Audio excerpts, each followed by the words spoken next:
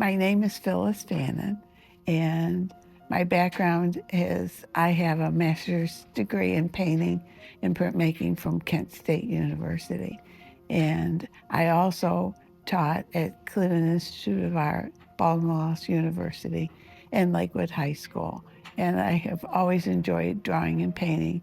And those were my favorite classes, even in kindergarten and first grade on up. I took classes at undergrad at Mount Union College and graduated from there with a business degree for my mother and an art degree for me. So I put the two of them together, and I applied after working for Republic Steel for a year.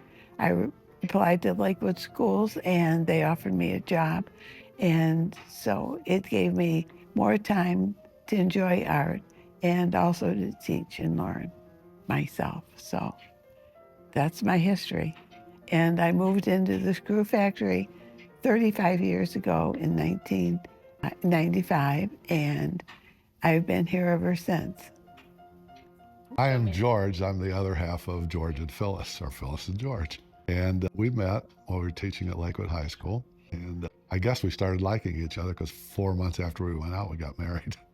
And 52 years and counting now. And as far as the art, we were probably in worlds so far apart that you'd never think we would get together. I was an athlete and a baseball coach, gym teacher, phys ed teacher. Phyllis was in the art department. And we looked different, and we hung around the different people. And all of a sudden, we got together, and there we are. I guess my early challenges were fighting the normalcy and the morals of the time. And those were for women to be home in a domestic career. And when we had extra time, it was to do lady things like sewing, which I don't like. I'll draw the sewing machine, but I don't want to use it. And though finding the time and convincing my parents that this is what I want to spend my time doing and not playing with dolls, and I would rather play with my brother's cowboys and Indians at the time. And from about 1995 till about 2015, those 20 years, I spent most of my time on my artwork in the domestic realm, using humor and sarcasm to make my points about the absurdity of things women had to face in just their development, their choice of courses, and what they wanted to be. And spent a lot of time in the domestic realm with a lot of the artwork of women performing, cooking, laundry. And at that time, we were also supposed to be very happy and satisfied with caring for our family, which is a priority if you have a family. But also, I think I was working out some of the pressures of the times of being a young girl in the 50s. As I was growing older as a single lady, I realized the importance of people in your life that are supportive and help you with your completion of your goals. And George was very understanding and very eager to be involved in art and to be supportive of what I wanted to do. It wasn't all about his life in sports and activities Right. like that were so opposite what I was interested in. So it's important for arts, music, theater, any of the arts, to have supportive people in your world that are willing to be involved. From me, I found a new part of my life. I really discovered that I enjoyed meeting different people that were totally out of my world. And I enjoyed going to art shows. And then we put a little studio in our house, and I helped there. And then we moved in here. It's going to be close to 30 years ago. And I enjoyed coming over here, and I like helping, and I like framing, and I like the product when it's done. I like to see what we've done and put it together. And I wanted to explain the process of engraving which is an intaglio process. It means we're carving into a plate and making incisions that trap ink. We ran it through this etching press. It's the same concept that Rembrandt and the early printmakers used. This is just contemporary metal and engineering and design. And blankets that are on the press are layered by the sizing catcher to trap any renegade ink. And there's the cushion, and the cushion helps push the damp paper into the grooves of the plate and the description of the image. And the pusher felt helps guide. It's a tough, heavy weave of wool, and it guides the paper through the press. This is our printer's ink that we're going to be carding into the grooves. So I'll be using these pieces of cardboard. I'm going to grab a little bit of ink, and I'm going to start with a heavy stroke because I don't want ink everywhere. So I'm pressing real hard and pushing in the incisions in this plate. And the ink has been thinned with plate oil and some Easy Wipe. I'll show you a test patch. We will be inking this whole plate and printing it today. When we get the whole plate inked, we're going to be taking small pieces of the phone book. And for some of you, I know you don't know what the phone book is, but anyway, it's newsprint with a black ink on it. And we're going to be going over the white areas that we want to show and meticulously lifting the residual ink that's on the surface of the plate, which is called plate tone. Good example right there of what's left, but that still has to be cleaned off. So that we can get back to the white. So if you look at some of my other prints, see how I'm able to lift that off a little bit. The grooves on this plate were made by this machine up here. It has a flexible arm and handle, and there's different bits for this that can be changed. It'll give me a wider groove, a deeper groove, a bumpier groove, and some of them kind of jigsaw on the And different plate. speeds. And different speeds. It's called a Fordham. And after burning out several Dremels, I went to the power etch. And what it sounds like when she's working on this, just like you're in the dentist office. Or a big bumblebee. Yeah. This is a sycamore tree down in the metro parks. And I've never seen the sycamore with fingers that look like blossoms. I'd only ever seen them with the spiny balls all over.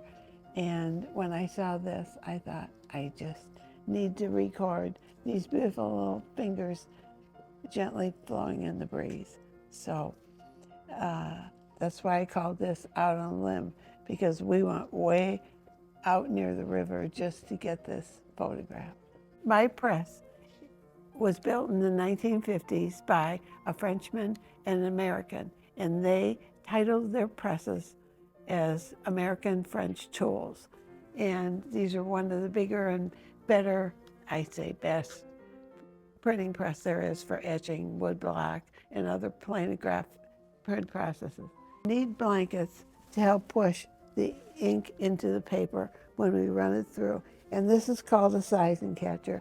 And it catches any of the residual ink that might leak through the paper or where else. And this is called a cushion, and this helps soften and push, additionally push. And this is the pusher belt, and it's the top, it's a tight weave wool.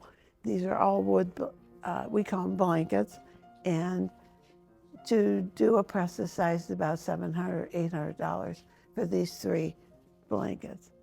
The cover sheet is just blank old newsprint.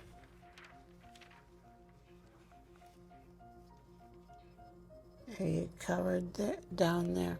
Yeah. I'm ready. You ready? Yep.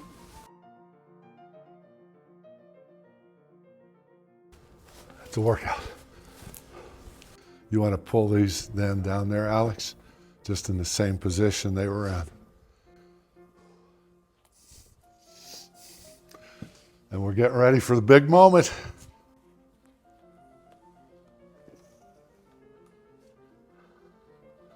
That's That's pretty nice. Going to go with this pile of blotters and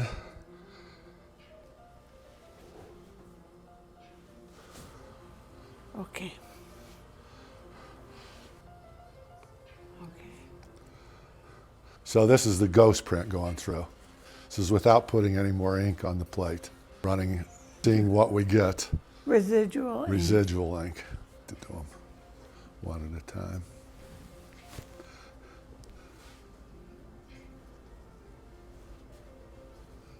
This is the ghost.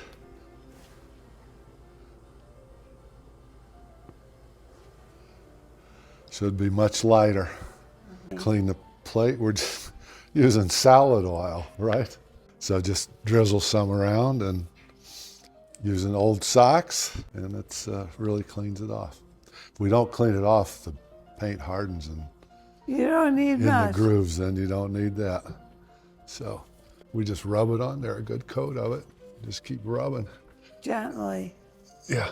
And then when I put this salad oil, wring this sock out on my lettuce, gives it a good taste. I think I've given my viewers other ways to look at the forest, the individual types of trees, and between the paper and the color in the process of printing, I think it changes the dynamic and gives them a little bit of individuality. The intricacy of the trees and the detail and the involvement with the isolation, I call my big tree prints portraits because they have a personification and a personality, and they were chosen for their shape, their form, and my interpretation of what they might mean, as if there's some that are titled Still in the Family, and those pieces look related. And then there's one that's Still Among Friends. And my favorite one is called Still Solitude, and it's with one of my friends that I ride horses with for 40 years.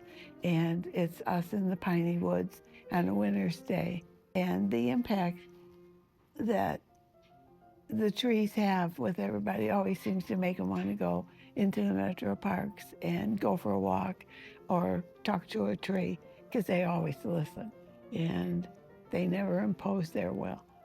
I also used my art, particularly my paper lithography pieces in prints about my boys who went to the Naval Academy, and as a result, they were obligated to serve 5 years of active duty.